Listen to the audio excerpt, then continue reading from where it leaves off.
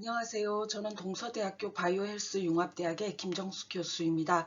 부산 어머니들이 주체가 되어서 환경지킴이 역할을 하고 계신 BMGM 부산 어머니 그린운동본부 여러분 반갑습니다. 올해도 제가 그린스쿨 환경 강좌를 하게 되었네요. 맡겨주셔서 감사합니다. 조금 이 준비를 찬찬히 하지는 못했습니다만 작년 데이터를 업그레이드해서 작년 내용을 업그레이드해서 여러분에게 강의하도록 하겠습니다. 첫 장만 제 얼굴이 있을 거고요. 다음부터는 제 얼굴 없을 거예요. 그럼 강의 시작하겠습니다.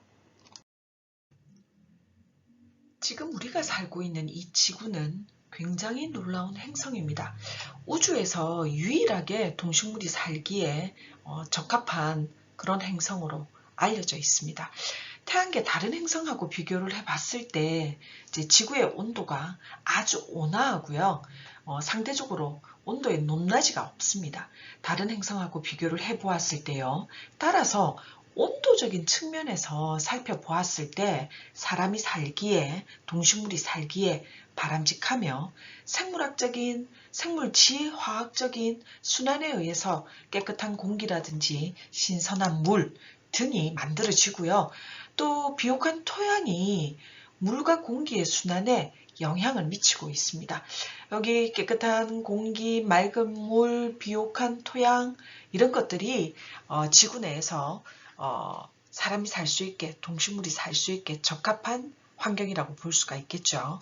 지구의 가장 놀라운 기능은 아마 생명체의 다양성이지 않을까 싶습니다. 보기에 아름답기도 하고요. 어쩜 보기에 아름답지 않을 수도 있겠지만 흥미로운 수백만 개의 종들이 가득 메우고 있고 이 종들이 어떠한 생태계적인 안정성을 유지하면서 지구 환경을 일정하게 유지하고 있는 것에 여하튼 큰 도움을 주고 있다고 그렇게 말을 할 수가 있습니다. 지구의 가장 놀라운 부분은 생명체의 다양성이라고 이제 말씀을 드렸습니다. 수백만 개의 아주 많은 종들이 지구를 가득 메우고 있고요. 서식 환경을 유지하는 데 도움을 주고 있습니다. 아주 많은 나무와 거대한 동물들이 바이러스, 박테리아, 곰팡이 이런 작은 생명체에 의존하고 있고요. 이들과 더불어서 살 수 있는 곳에서 복잡하고 밀접한 관계의 커뮤니티가 형성되어 있습니다. 이러한 모든 유기체는 굉장히 빽빽하게 밀집된 어떤 숲이라든지 광대한 열대지방의 사바나, 다양하고 화려한 산호초 등 정말 다양하게 자급자족하면서 생태계를 이루고 있습니다.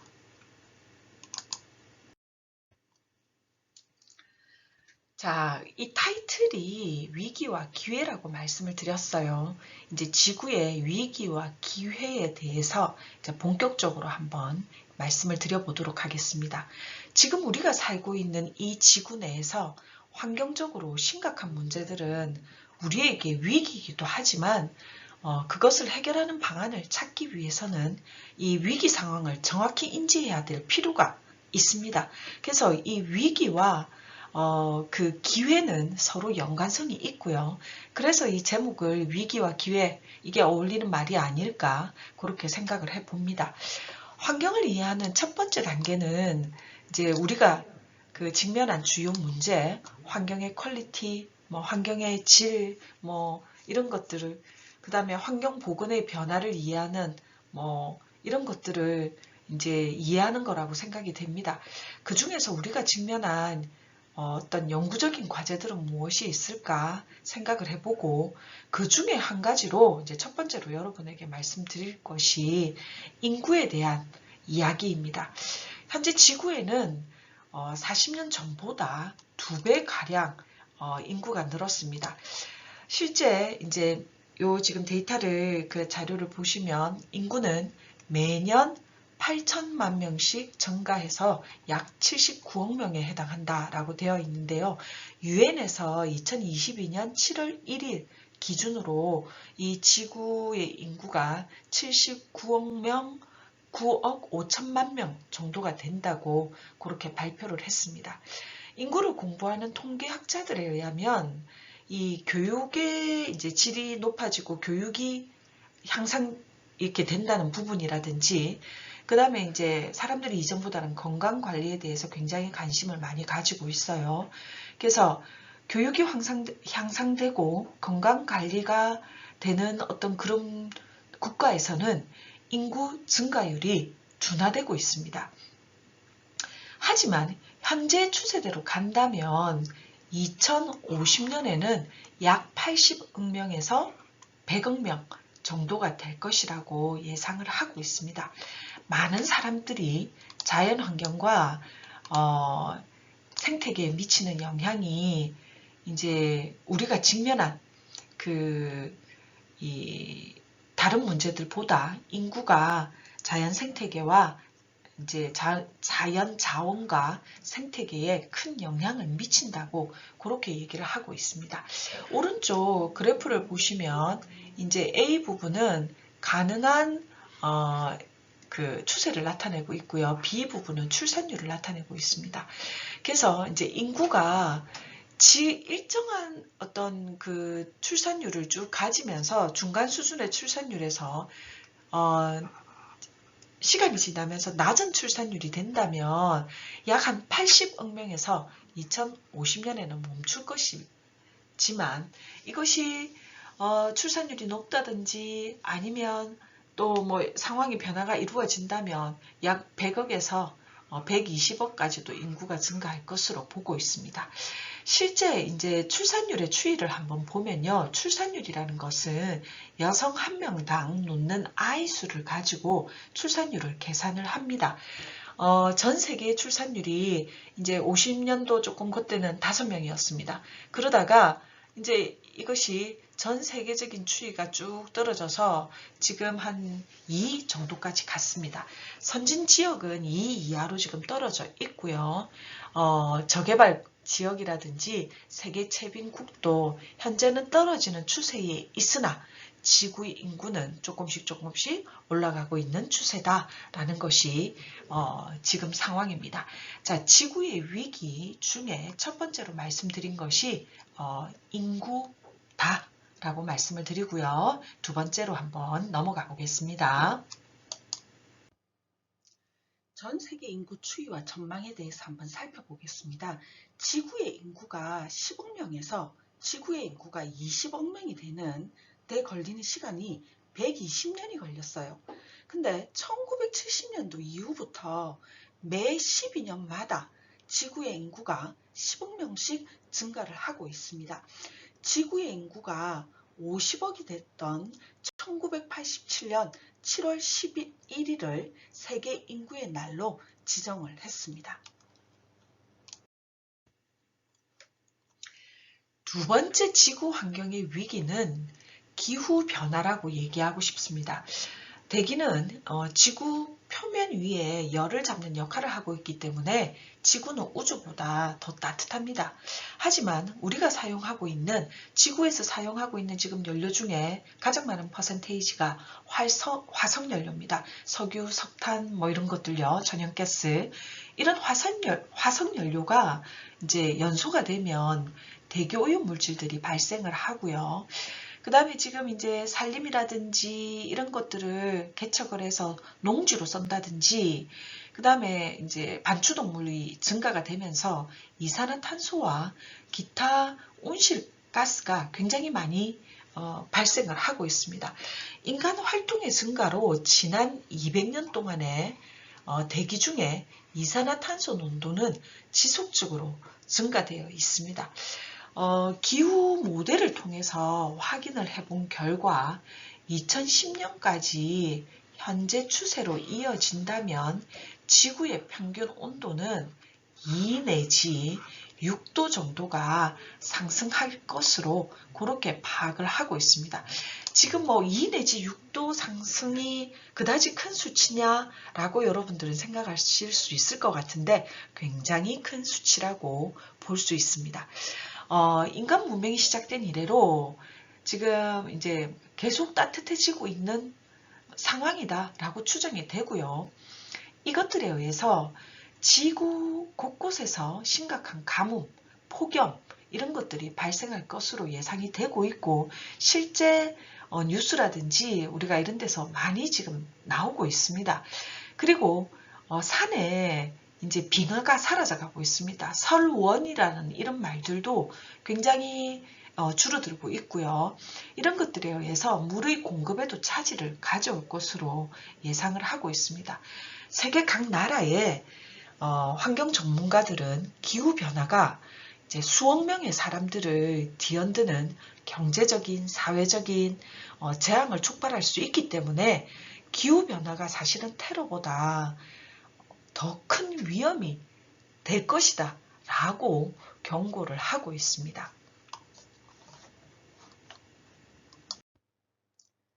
지구의 온도가 1, 2도 올라가는데 뭐 그렇게 크게 문제가 있을까라고 생각을 할 수가 있습니다. 뭐 조금 더 더우면 에어컨을 조금 더 켜고 조금 더 추우면 난방을 더 하면 되지 않느냐라고 생각을 할 수 있는데 이건 지극히 우리의 인간의 호모사피엔스적인 사고라고 말씀을 드릴 수 있습니다. 지구의 온도가 1도 상승을 하면요. 10% 정도의 생물이 멸종 위기에 있다라고 볼 수가 있고요. 2도 정도 상승을 하면 아프리카의 5 내지 10%의 농작물이 감소를 합니다. 안 그래도 지금 세 번째 제가 기아에 대한 얘기를 조금 이따 말씀을 드릴 건데 온도가 상승하면 식량 생산에 또 다른 큰 문제를 초래하게 됩니다. 지구의 온도가 3도 정도 상승을 하면 최대 50%의 생물이 멸종할 가능성이 있고요. 4도 정도가 상승을 한다면 해안 지역의 인구가 최대 3억 명이 홍수 피해를 겪게 될 것이다 라고 얘기를 하고 있습니다. 5도 정도 상승을 한다면 해수면 상승으로 인해서 뉴욕이라든지 도쿄라든지 도시가 수장할 것이고 특히 우리 부산 같은 경우에도 바다하고 가깝죠. 문제를 피해갈 수가 없다라고 말씀을 드릴 수 있습니다. 지구 환경에 있어서 세 번째 위기는 지난 세기 동안 세계 식량 생산은 인구 증가보다 더 빠르게 늘어났습니다. 예를 들어 인구가 1.7% 증가율을 나타냈는데요. 식량은 2.2%가 증가가 됐어요. 그러면 인구가 증가된 것보다 식량이 더 많이 생산이 됐다면 기아의 수는 줄어야 되는데 그렇지 않더라는 거예요. 그래서 식량 자원은 불균등하게 분포되어 있기 때문에 기아는 여전히 고질적인 문제로서 남아 있습니다. 식량 과잉 상태에서도 세계에서는 여전히 기아는 존재하고 있습니다. 최소 6천만 명이 날씨라든지 정치라든지 또 전쟁으로 인해서 식량 부족에 직면해 있는 상황입니다. 실제 이제 토양을 연구하고 있는 전문가들이 농경지의 3분의 2가 질적으로 굉장히 악화되어 있다라고 그렇게 보고를 하고 있습니다. 최근 대부분의 생산 이익을 담당하고 있는 이제 생명공학을 하는 쪽이라든지 그다음에 농업 기술이 굉장히 발달했죠. 이런 것들이 실제 농사를 짓기 위해서 굉장히 비용 부담이 커진다는 거예요. 새로운 기구를 사야 되고 그 다음에 등등 새로운 비료를 사야 되고 그래서 실제 지구 환경이 이런 것들이 농부들에게는 비용 부담이 가중시키는 일이고 지구 환경적인 측면에서 살펴봤을 때도 지구 환경을 파괴하고 있는 일은 일이지 않을까라는 것도 생각해 볼 필요성이 있습니다. 또한 식량 생산이 지금 그 증가율이 인구 증가율보다 높다라고 했죠. 하지만 이렇게 생산된 식량을 공평하게 배포할 수 있을까에 대한 고민을 우리가 해봐야 될 것 같습니다. 식량 과잉 세계에서도 현재 약 8억 5천만 명의 사람들이 만성 영양실조를 앓고 있고요. 최소 6천만 명의 사람들이 이제 식량 부족에 직면해 있습니다.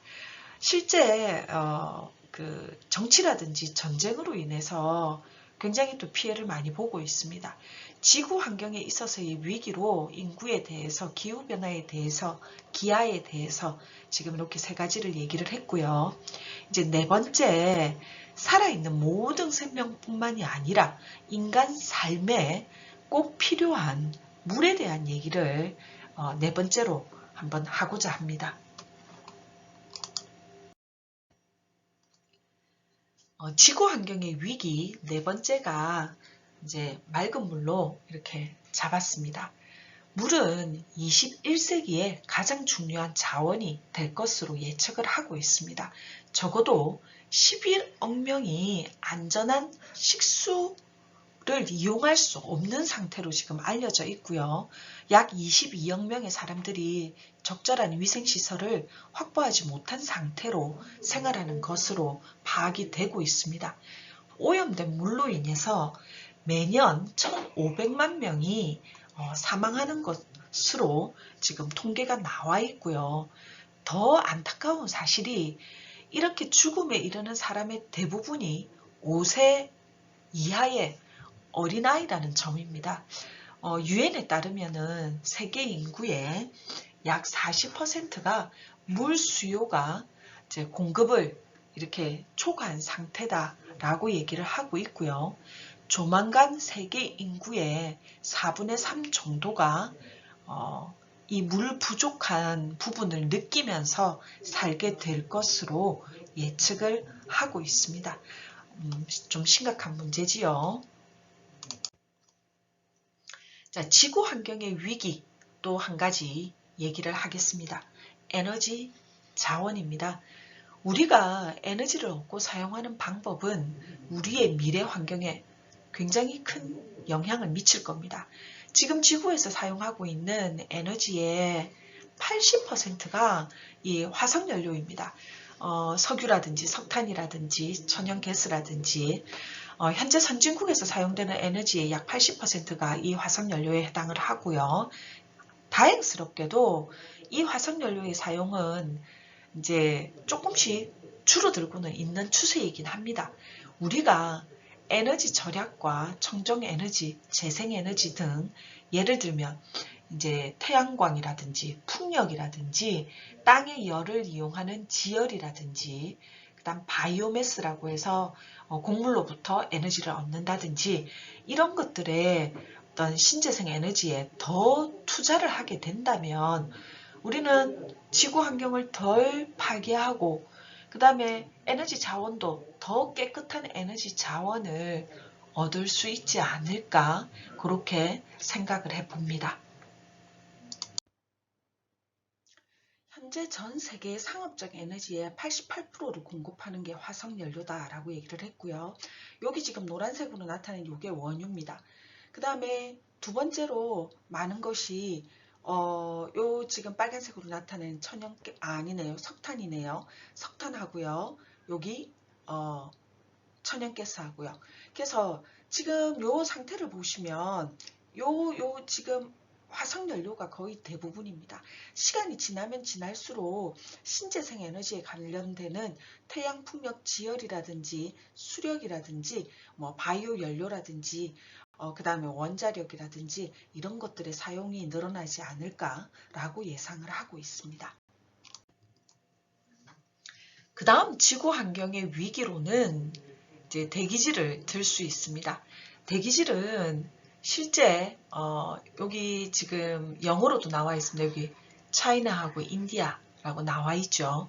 대기질은 중국과 인도를 포함해 새롭게 급부상한 산업화 지역에서 굉장히 악화되고 있는 그런 추세입니다. 노벨 그 화학상을 탄 파울 크린천이라고 하는 사람이요. 매년 300만 명의 사람들이 대기 오염으로 사망한다라고 그렇게 추정을 했습니다. 유럽연합에서요. 매년 20억 톤의 대기 오염 물질이 이제 방출되는 것으로 그렇게 추정을 했고요. 이렇게 방출된 대기 오염 물질은 전 세계로 굉장히 쉽게 이동할 것이라고 경고를 하고 있습니다.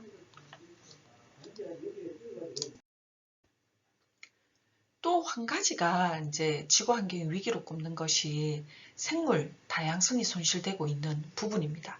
많은 생물학자들이요, 생물의 서식지가 파괴되고 남획하고 오염되고 또 외래종 도입으로 인해서 이제 그 공룡시대 말기에 나타난 대규모 멸종만큼이나 빠르게 생태계 종들이 사라지고 있다라고 그렇게 얘기를 하고 있습니다. 지난 세기 전반에 대략 이제 약 800종이라고 생각을 합니다. 약 800종 이상의 동물들이 이렇게 멸종을 했다고, 사라졌다고 지금 얘기를 하고 있고요. 현재 약 10,000종 정도가 멸종 위기에 처해 있다고 여러 연구자들이 발표를 하고 있습니다. 세계의 거의 모든 대형 고양이과 동물, 사자나 호랑이 같은 이런 동물들이 이제 사실 이런 것들은 최고 포식자죠. 이런 포식자들이 위기종으로 가고 있고요. 멸종 위기에 처해 있다고 합니다. 영국의 이제 연구진에 따르면 영국 내에서 이제 전국적으로 조사를 했는데 영국 내 새, 나비 이런 개체군이 지난 20년 동안 5 내지 70%가 감소했다라고 보고를 했다고 합니다. 농업이 도입됨으로 인해서 절반 이상의 기존 산림지가 농사를 짓기 위한 땅으로 이제 개간이 되었고요. 이렇게 개간이 되면 생물 다양성이 굉장히 컸던 이 산림 지역이 이 농지로 쓴다든지 이렇게 됨으로써 생물 다양성이 굉장히 손실을 입게 되고요. 굉장히 빠르게 이 파괴가 되고 있는 것들이 지금 현재의 실제 일어나고 있는 일이라고 얘기를 할 수가 있습니다. 지구 환경의 위기 중 또 한 가지가 이제 해양 자원입니다. 바다는 실제 대체할 수 없는 식량 자원이기도 합니다. 개발도상국에 사는 굉장히 많은 10억 명 이상 정도라고 지금 이제 여기서 얘기를 하고 있는데 10억 명 이상이 동물성 단백질원을 이 해양 자원, 해산물에 의존해서 살아가고 있습니다. 세계 자원연구소 보고에 따르면 441종의 이제 수산 자원 중에 4분의 3 이상이 심각한 고갈 상태에 처해져 있기 때문에 이건 관리를 할 필요성이 있다라고 얘기를 하고 있습니다. 캐나다 연구진에 의하면 이제 저는 사실 물고기들 생김새는 잘 모릅니다만 참다랑어, 청새치, 황새치, 상어, 대구, 넙치 이런 것들을 포함해서 좀 포식자 중에 좀 큰 것들 이런 것들의 90%가 지금 바다에서 사라진 것으로 그렇게 추정을 한다라고 연구진들이 발표도 했습니다.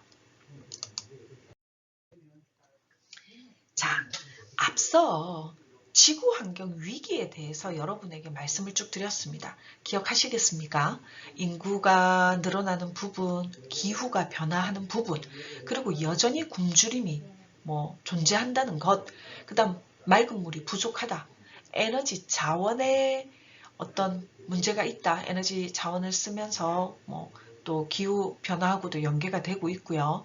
또 대기 오염물질이 나가는 부분들, 그 다음 생물 다양성의 위협, 해양 자원의 감소, 지금껏 이런 지구 환경의 위기에 대해서 여러분에게 말씀을 드렸습니다. 그러면 이런 위기에도 불구하고 많은 지역에서 환경 문제에 대한 인식이 개선되고 있습니다. 환경을 연구하는 전문가뿐만이 아니라 여러분과 같이 일반인 모두가 자연을 보호하고 사람들의 삶을 개선하기 위한 새로운 전략들을 막 생각하고 개발하고 있습니다. 지금 이제 요 PPT부터는 지구 환경의 어떤 개선 가능성에 대해서 여러분하고 얘기를 해보고자 합니다. 우선 앞부분에 제가 그 지구 환경의 위기 얘기할 때 처음으로 얘기한 게 인구가 늘어나고 있다, 인구 증가 부분을 얘기를 했어요. 자, 개선 가능성 처음에 인구가 늘어나고는 있지만 인구 증가율이 점차 줄어들고 있는 이것이 개선 가능성이라고 볼 수 있습니다. 1960년대에 전 세계 출산율이 여성 1명당 5명 정도였어요. 근데 이것이 지금 2.45명 정도로 출산율이 이렇게 감소를 했습니다. 2022년 이 시점에서 이제 유엔의 데이터를 한번 살펴보면 지금 2.45명이라고 했는데 2022년 2월 기준으로 제가 이제 인터넷을 한번 찾아봤어요. 이게 2.1명으로 나타납니다. 그래서 실제 2.245명이 2.1명으로 더 떨어진 것들을 살펴볼 수가 있습니다. 2050년까지 한 명당 2.1명 출산율인데 아니요. 이 2.1명 출산율이 이미 2022년에 이렇게 되었다. 그래서 아마 2.0명대나 조금 더 떨어질 가능성도 있지 않을까라고 생각이 듭니다.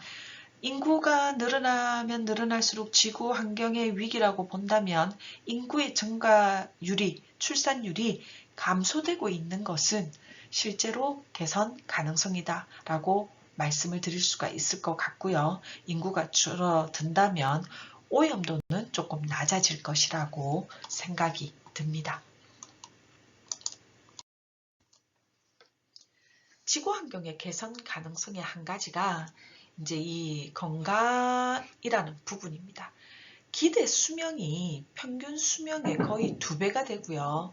지난 세기 동안 대부분의 국가에서 생명에 위협을 가하는 질병, 그 발생 빈도가 급격하게 감소했습니다.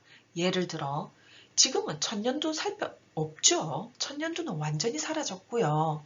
소아마비는 몇몇 국가를 제외하고 정복되었다고 지금 볼 수가 있습니다.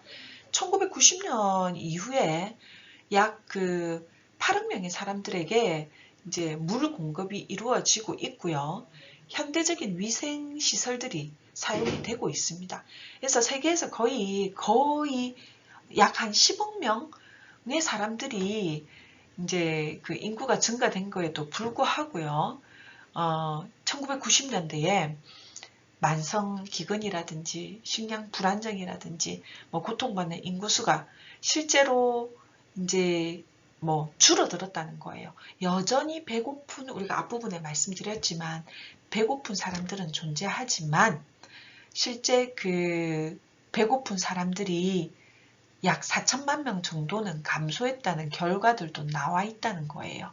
이렇게 건강이 위생 환경이라든지 이런 질병에 대해서 조금 자유로워지는 부분들도 지구 환경의 어떤 개선 가능성 중에 하나라고 말씀을 드릴 수 있습니다.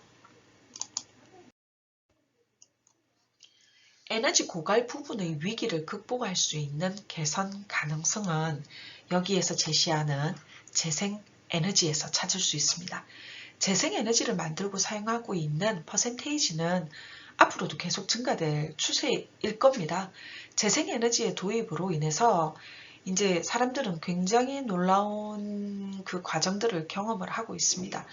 풍력에너지, 태양광, 바이오매스 에너지의 성장과 효율 개선으로 화석연료에 대한 의존하는 의존도가 감소하기 시작했고요. 태양에너지를 사용하는 비용이 굉장히 많이 떨어지고 있습니다. 옛날에 태양에너지를 사용하기 위한 부분들이 굉장히 그 비용이 많이 들었는데요. 그런 것들이 떨어지고 있고요. 많은 분야에서 이용되고 있는 그 태양전지도 시간이 지나면서 기존 전기료와 이제 비슷한 그까지도 갈 것이다라고 파악을 하고 있습니다. 그만큼 기술적으로 성장을 했다는 얘기겠지요. 태양광, 풍력에너지는 현재 원자력 에너지와 새로운 석탄 발전소보다 훨씬 더 저렴하고 빠르게 이용할 수 있는 상황까지 지금 도달했다 기술적으로 그렇게 말씀드릴 수 있습니다. 환경 문제를 해결할 수 있는 또 하나의 키워드가 여기에 나와 있는 정보와 교육입니다. 많은 환경적 이슈들이 이제 새로운 아이디어, 기술과 이런 것들로 인해서 해결할 수 있기 때문에 환경 개선을 위해서는 이 지식을 확장할 필요성이 있습니다. 현재 그 정보화 시대라는 건 여러분들 너무나 잘 아실 거고요. 현재 이제 정보는 지금 굉장히 빠른 속도로 세계로 퍼져나가고 있고요. 이로 인해서 다양한 생각이 서로 간에 빠르게 공유되고 있습니다.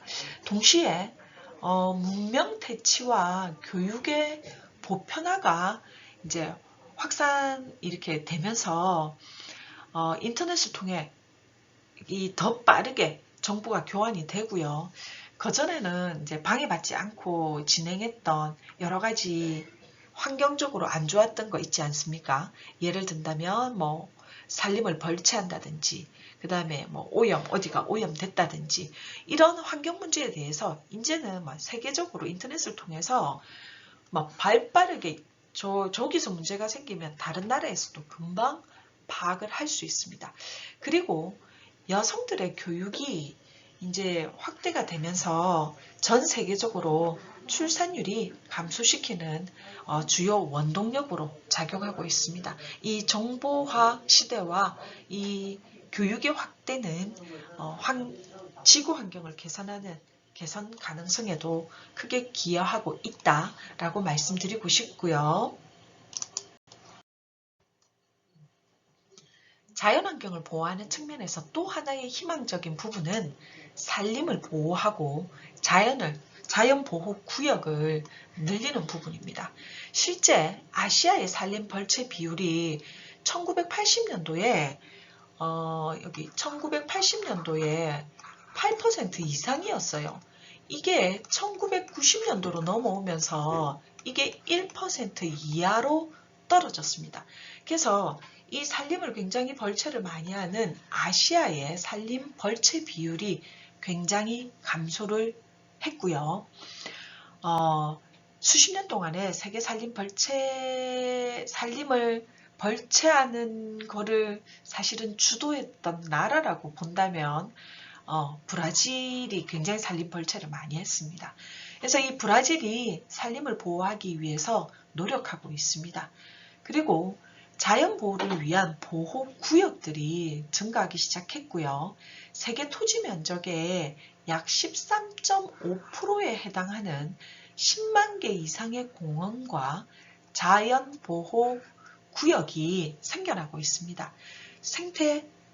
그 다음에 서식지 보호가 여전히 이런 그 나라마다의 그 다음에 나라에서도 지역적으로 이런 편차가 있기는 합니다만 한편으로는 또 우리는 산림을 보호해요 라고 사실 말로만 보호받는 지역도 있기는 합니다만 산림 보호와 자연 보호 구역의 증대는 생물 다양성을 보호하기 위한 적절하고 바람직한 일이라고 생각을 합니다. 해양 자원을 무분별하게 남획하는 것이 위기라면 이러한 해양 자원을 보호하기 위한 여러 가지 일들이 이제 개선 가능성이라고 얘기를 할 수가 있습니다. 해양 보호 지역과 해양 보호 지역을 만들어서 관리를 하고 있고요. 어업을 제대로 하고 있는지 감시하는 그런 기능들이 지속 가능한 관리에 기회를 제공을 하고 있습니다. 캘리포니아, 하와이, 뉴질랜드, 영국 등 많은 나라에서 해양보호구역을 설치를 해서 운영을 하고 있고요. 이를 통해서 해양 자원을 보호하고 해양 자원 고갈 위기를 극복할 수 있습니다. 그럼 해양 보호 지역에 대해서 한번 알아보고 넘어가겠습니다. 자, 마린 프로텍티드 에리어라고 해서 MPA라고 부르고 있고요. 해양 보호 지역이라고 우리가 말을 합니다. 바다, 조간대, 지금 조간대라고 얘기가 나오는데 이제 우리가 그 바다에 물이 들어올 때 이렇게 만조 때 물이 들어오잖아요. 그 다음에 이제 그 물이 빠져나갈 때 간조 때 물이 이렇게 빠져나가겠죠. 바닷물이. 그러면 요 사이에 바닷물이 들어오고 나가고 하는 그 사이에 그 면적을 그 위치를 우리가 조간대라고 부릅니다. 그러면 우리가 갯벌이라고 하는 거 있죠. 이게 조간대죠. 물이 들어왔다가 그 다음 물이 나갔다가 할 때 땅으로 나오는 그거를 조간대라고 하고요. 물이 들어오고 나가고 하면서 굉장히 혹독한 환경에 처하게 되면서 생물 다양성이 엄청나게 많은 곳이죠. 갯벌이. 그래서 이 해양보호지역이라고 하는 것은 바다, 조간대, 해적, 바닥 밑바닥, 그 지역에 서식하는 생물, 그 다음에 역사적, 그리고 문화적 유산을 보존하기 위해서 개발 활동이 제한되는 특별관리구역이라는 정의를 가지고 있고요. 2004년도에 이제 제7차 생물 다양성 협약에서 처음 이 단어를 선택을 하게 됩니다. 해양 보호 지역을 전 세계적으로 만들자. 이때 처음 결의를 할 때 2012년까지 전 세계 해양의 10%를 해양 보호 지역으로 지정하자라고 결의를 하게 돼요. 하지만 2020년까지 목표 기한을 연장을 하게 되고요. 하지만 지금 현재도 약 1.5%만 해양보호지역으로, 해양보호구역으로 지정이 되어 있습니다. 그래서 이 해양보호구역은 지속적으로 확대가 될 것이고, 이것이 확대가 됨으로써 해양자원 고갈을 막을 수가 있을 것이고요. 생물 다양성 손실도 줄여나갈 수 있다. 이것이 우리가 가지고 있는 어떤 움직이고 있는 위기를 극복할 수 있는 기회라고 볼 수가 있습니다. 인간 차원의 환경과학에 대해서 이제 요 3번 챕터에서 알아보도록 하겠습니다. 알도 레오폴드라고 하는 사람이 환경 보존에 대한 큰 난제는 자원을 관리하는 것보다 사람이 자원 수요를 관리하는 것이라는 것을 얘기를 했어요. 이게 무슨 얘기냐면 이제 하나의 예를 들어 봅시다. 나무를 심어서 나무를 키우는 형태의 자원을 관리하는 것보다 그 나무를 베어서 무언가를 쓰고자 하는 그 수요를 관리하는 것이 더 필요하고, 오염에 대한 얘기를 한다면 어떻게 그 물이 오염되는 그 강을 회복시킬 건지, 그 강을 관리하는 것보다는 그 강을 오염시키는 어떤 뭐 하수를 내보낸다든지 공장 폐수를 내보낸다든지 아니면 그 강을 그 냉각수로 사용을 해서 다시 강으로 돌려보낸다든지 이 강을 사용하고자 하는 수요를 관리하는 것이 더 필요하다라고 얘기를 했다는 거예요. 굉장히 중요한 얘기라고 보고 있습니다.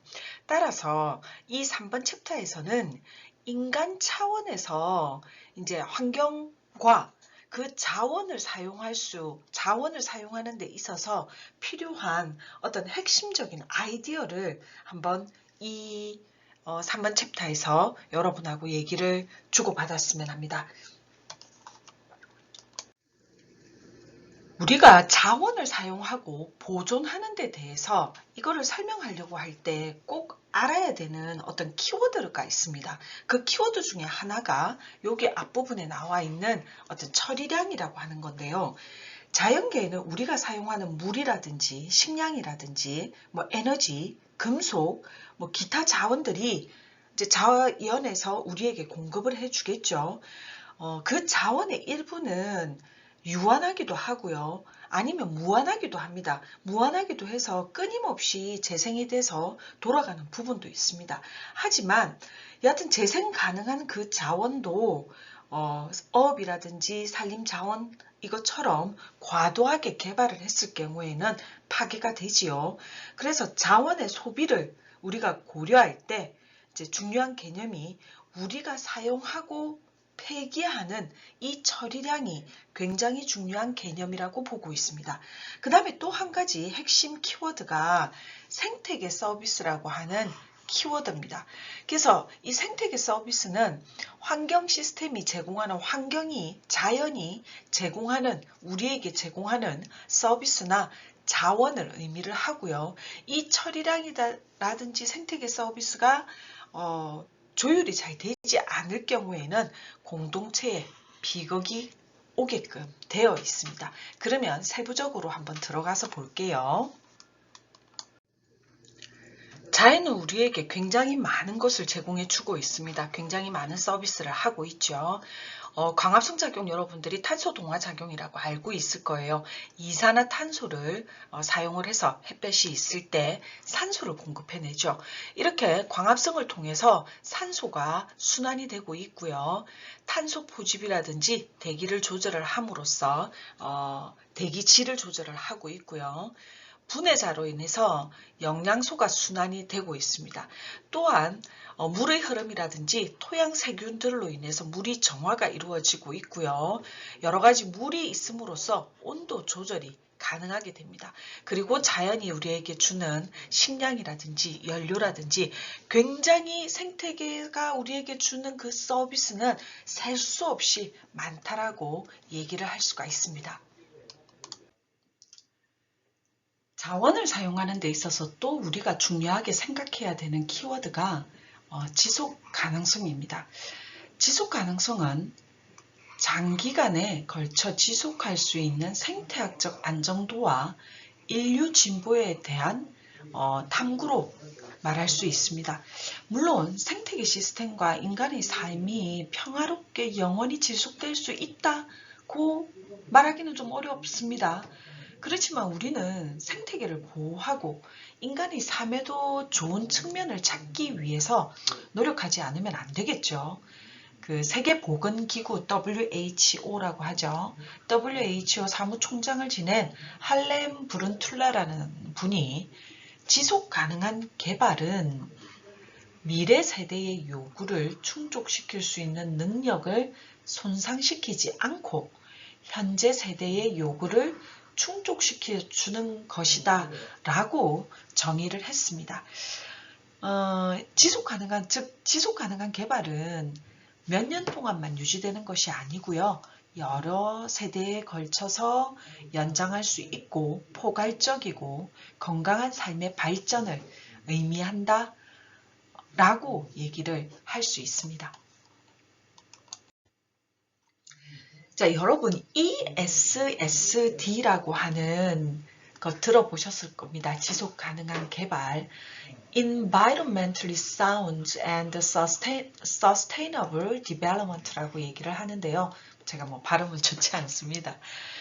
환경적으로 건전하며 환경이 보존될 수 있는 개발, 이거를 우리는 ESSD라는 개념으로 쓰고 있고요. 1987년 유엔 총회 때 사용되기 시작해서 지구 환경 질서의 개념으로 정착을 했습니다. 지구 환경 용량이 초과되지 않는 범위에서 지속적으로 성장하고 개발이 되어야 한다는 의미를 나타내는 것이 ESSD 개념입니다. 자, 환경을 우리가 지키려고 할 때 필요한 키워드에 대해서 얘기를 했고요. 그 다음에 지속 가능한 개발을 하기 위해서 환경적으로 건전해야 된다. 자원을 활용하는 부분에 대해서 얘기를 했습니다. 또 하나 환경보호와 직결되는 부분은 자연을 지키는 것과 직결되는 부분은 빈곤을 극복하는 노력이 필요합니다. 우리가 정책 입안자들이 빈곤을 없애고 공동의 환경을 보호하고자 하는 것이 굉장히 필요한 어떤 불가분의 인식으로 받아들이고 있고요. 실제로 굉장히 빈곤한 어떤 계층, 빈곤한 나라, 이러한 데가 환경 파괴의 피해자이기도 하고요. 가해자이기도 합니다. 이게 무슨 말이지? 여러분이 조금 생각이 들 수도 있는데 다음으로 한번 넘어가서 왜 가난한 사람들이 환경 파괴의 피해자이며 가해자인지에 대해서 얘기를 하도록 하겠습니다. 세계 전체 인구의 5% 미만을 차지하고 있습니다. 이 미국이. 하지만 이 미국이 오일과 같이 상업적으로 거래되는 상품의 4분의 1을 소비를 하고 있어요. 전 세계 인구의 5% 미만인 곳에서 전 세계적인 어떤 상품의 4분의 1을 소비를 하고 있고요. 온실 효과를 일으키는 가스라든지 살충제, 기타 산업 폐기물의 절반을 생산을 하고 있습니다. 세계의 나머지 사람들이 생활 필수품과 소비재를 지금 미국과 같이 더 높은 소비를 하고자 한다면 과연 이 지구는 어떤 일이 일어날 것인가 라고 우리가 생각을 해볼 수가 있고요. 경제적인 풍요를 누린다는 것은 책임이 따르는 일이다 라고 얘기를 할 수가 있습니다. 자원을 소유하고 풍요롭게 누리는 사람들은 그 풍요를 더 누리고자 노력을 합니다. 조금 재미있는 만화입니다만 이 행성의 자원을 독차지할 자격이 계속되게 하소서라고 더 가진 자는 더 가지게끔 풍요롭게 살고자 하는 욕구를 가지고 있습니다. 하지만 이렇게 풍요를 누리고자 할 때는 지켜야 될 내어놓아야 될 비용이 있다는 거죠. 풍요에 따른 비용이 필요하다라는 얘기를 하고 싶습니다. 연간 1인당 소득이 40만 불이 넘는 나라들이 세계 인구의 10%를 차지하고 있고요. 세계 인구의 70%가 1인당 평균 소득이 미국 평균 소득의 10분의 1 미만인 나라들입니다. 이렇게 빈부격차는 엄연히 존재를 합니다. 그리고 잘 사는 사람들은 더 많은 처리량을 내어놓겠죠. 생태계에. 그러면 그것이 처리되기 위한 비용도 지불할 필요가 있습니다.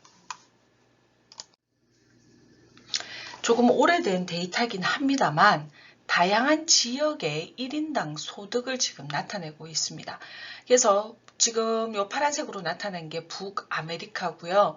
최고 아래 보라색으로 낮은 데가 지금 남아시아가 됩니다. 그래서 실제 이제 1960년도부터 2010년도까지의 1인당 소득을 보면 북아메리카 같은 경우에는 굉장히 가파르게 그 증가되는 부분들을 볼 수가 있고요. 그 다음에 뭐 중동이라든지 남아시아 보면 사실 비교를 했을 때 굉장히 아래쪽에 1인당 소득이 굉장히 낮은 부분이죠. 이 1인당 소득이 왜 중요하냐면 우리가 삶의 질을 나타내는 지표값을 비교를 해볼 때 굉장히 큰 차이를 가진다는 거예요. 지금 세계 최빈국하고요. 이제 선진 지역을 한번 비교를 해보겠습니다. 평균 수명만 따져도 세계 최빈국은 58세인데 선진 지역은 80세로 나타나고 있고요. 성인의 교육률을 살펴보시면 99%대 58%입니다. 제가 이 교육률은 이제 출산율하고도 연계가 된다라고 했는데요.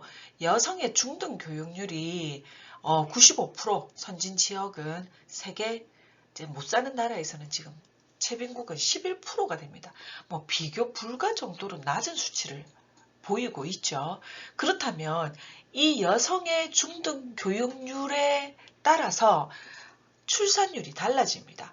그래서 선진 지역에서는 지금 1.8 정도 나오고 있고요. 한 2명 정도를 놓고 있고 최빈국 같은 경우에는 5명 정도의 아이를 놓게 되겠죠. 그리고 그 놓는 아이들의 유아 사망률을 살펴보면 선진 지역은 5명, 120명으로 유아 사망 1000명당입니다. 1000명당 유아 사망률이 선진 지역은 5명인데 세계 최빈국은 120명으로 12%가 되죠. 엄청나게 많은 수치라고 볼 수 있습니다. 그 다음에 뭐 수질적인 측면, 위생적인 수준, 근데 여기에 제일 마지막 지표값 한번 보십시오. 인당 CO2 배출량을 살펴보면,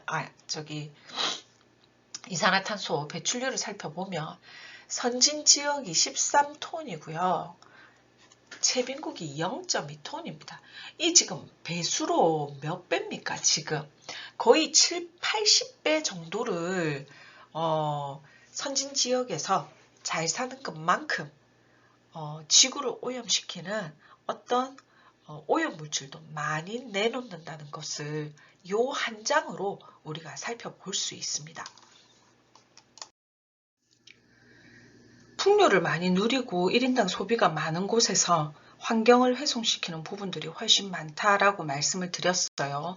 자, 어떤 지역이든 원주민들이 있습니다. 토착민들이 있을 거예요. 실제 이 원주민이나 토착민들이 생물 다양성을 지키고 희귀종이라든지 생태계를 보호하는 부분에 있어서 더 적극적으로 나서고 있다라는 얘기들을 할 수가 있습니다. 그래서 지금 내용을 한번 보시면 전통적인 모국에 남아있는 약 5억 명의 원주민들은 여전히 가치 있는 생태학적인 지혜를 가지고 있고요. 멸종위기에 처한 희귀종과 훼손되지 않은 생태계 보호구역인 청정서식지의 보호자로서 현재 남아있다라고 언급을 하고 싶습니다. 환경의 질은 사회 발전과 결부되어 있습니다. 전 세계의 많은 환경운동가들은 전 세계적인 범위에서 환경의 질과 사회적 진보 사이의 관계를 명확히 하려고 노력을 하고 있고요. 오늘날의 환경운동은 환경을 파괴하지 않고도 세계 최빈층의 경제 개선이 가능하다는 생각인 지속 가능한 발전을 추진하고 있습니다. 앞부분에서 이제 제가 얘기를 했지만 케냐 출신의 왕가리 마타이 박사가 가난한 농촌 여성들을 조직하고 환경을 복원할 방법으로 케냐에 녹색지대 운동 조직을 설립을 했습니다. 그래서 이 운동을 함으로써 2004년 환경 분야에 대해서 최초의 노벨상을 수상한 여성이 되었지요. 지구환경 자연에 대한 얘기들을 우리가 위기라든지 지속가능성이라든지 개선가능성에 대한 얘기들을 종합적으로 해왔습니다. 결론으로 한번 얘기를 해보면요. 환경과학은 환경 문제를 이해하고 그 문제를 푸는 새로운 해결책을 찾는데 도움이 되는 유용한 도구와 개념을 제공할 것입니다. 환경과학은 인구 증가, 성장, 오염된 물과 공기, 기후변화와 생물 다양성의 손실을 포함해서 우리가 직면한 지속적인 문제를 이해하기 위해 다양한 관심사를 가진 사람들과 다양한 분야에 의존을 하고 있습니다. 또한 진보에 힘을 실어주는 예도 있는데요. 최근 몇 년 동안의 인구 증가는 둔화되었고 서식지 보존의 정도는 크게 확대가 되었습니다. 그리고 우리는 새로운 에너지 방안, 이제 뒷부분에 여러분에게 얘기를 하겠지만 여러 가지 재생에너지라든지 이런 새로운 에너지를 사용하는 방안에 대해서 연구해 왔고요. 많은 지역의 대기 환경이라든지 수질 환경의 개선을 이루어 왔습니다. 다음 세대의 우리 자녀들이 맑은 물과 깨끗한 공기를 마시게 하며 아름다운 자연환경 속에서 살아갈 수 있게 하는 것이 우리 BMGM의 목표입니다. 부산 어머니 그린운동 본부 여러분 수업 들어주셔서 감사합니다. 그럼 저는 다른 자료로 또 여러분 뵙도록 하겠습니다. 감사합니다.